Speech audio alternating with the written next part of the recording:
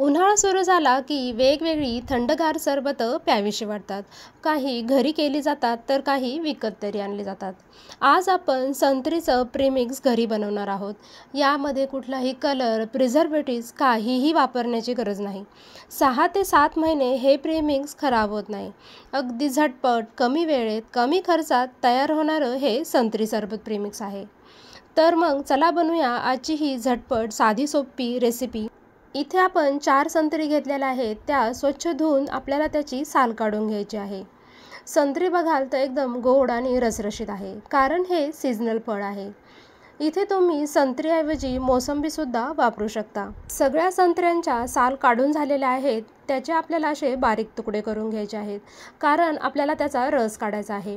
संत्रीचा रस काढण्याची एक वेगळी पद्धत दाखवणार आहे. त्यासाठी मी इथे मोठा बाऊल घेतला आहे आणि त्यावरती आपल्याला अशी चाळणी ठेवायची आहे. सर्व संत्रीचे तुकडे या चाळणीवर घालायचे आहेत आणि स्मॅशरच्या सहाय्याने आपल्याला फक्त हे स्मॅश करत जायचं आहे. एकदम छान असा रस निघला जातो. यासाठी मिक्सर वापरण्याची अजिबात गरज नाही. अगदी झटपट हे काम होतं. जर तुमच्याकडे ज्युसर नसेल तर या पद्धतीने तुम्ही ज्यूस काढून घेऊ शकता.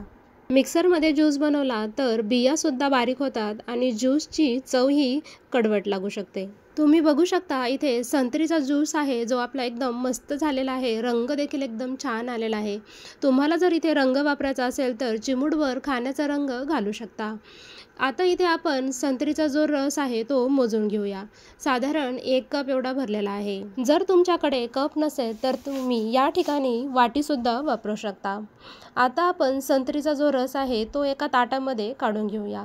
साधारण अर्धा जो रस आहे तो एका मी ताटामध्ये घातला आहे आणि दुसरा अर्धा कप हा दुसऱ्या ताटामध्ये ओतला आहे. आता आपल्याला इथे साखर घालायची आहे. या ताटामध्ये आपण अर्धा कप एवढा ज्यूस घातला होता, त्यासाठी आपल्याला 1 कप एवढी साखर घालायची आहे. ज्या कपाने आपण रस मोजून घेतला होता त्याच कपाने आपल्याला साखरही मोजून घ्यायची आहे, म्हणजे प्रमाण अगदी योग्य होतं. दुसऱ्या ताटामध्ये सुद्धा आपण साखर घालूया.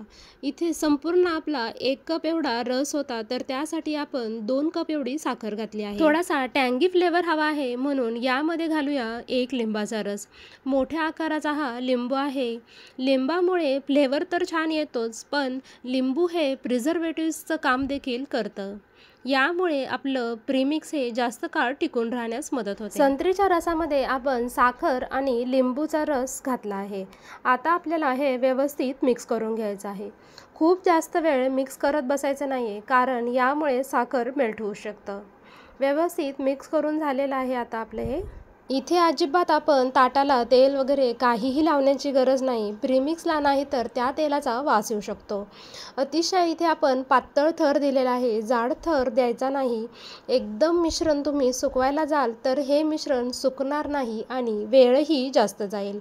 हे मिश्रण मी 2 ताटामध्ये घातलेलं आहे. हे आपल्याला 1 दिवस पंख्याच्या खाली सुकवायचं आहे. हे मिश्रण 1 दिवस मी पंख्याखाली सुकून घेतलेलं आहे. अजूनही त्यामध्ये ओलसरपणा आहे. अधूनमधून आपल्याला हे हलवत राहायचं आहे, म्हणजे यातला ओलसरपणा कमी होऊन लवकर सुकण्यास मदत होईल.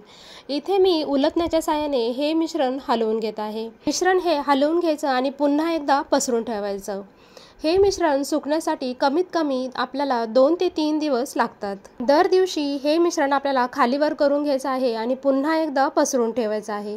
यामुळे यातला ओलसरपणा कमी होईल आणि मिश्रण लवकर सुकण्यास मदत होईल.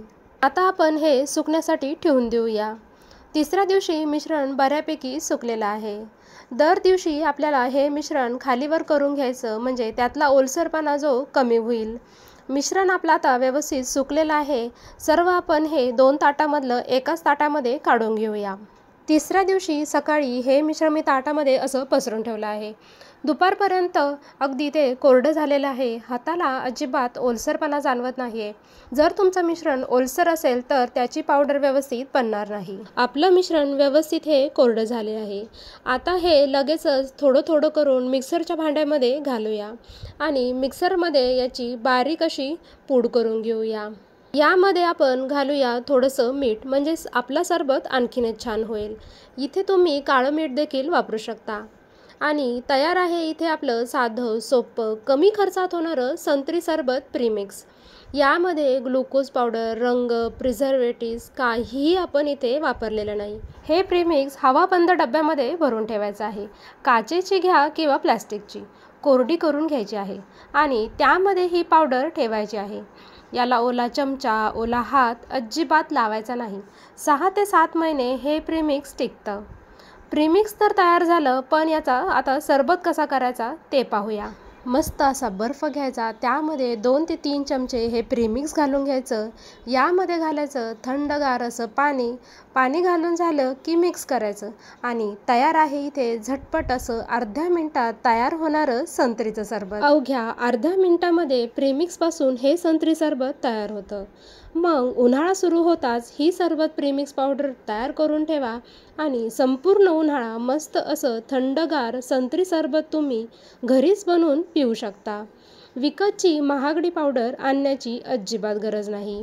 आजची ही रेसिपी कशी वाटली कमेंटमध्ये जरूर सांगा आणि अशाच नवनवीन रेसिपी पाहण्यासाठी चॅनलला सबस्क्राईब करा. रेसिपी जर आवडली तर प्लीज एक लाईक करा आणि तुमच्या मित्रमैत्रिणीबरोबर नक्की शेअर करा. धन्यवाद.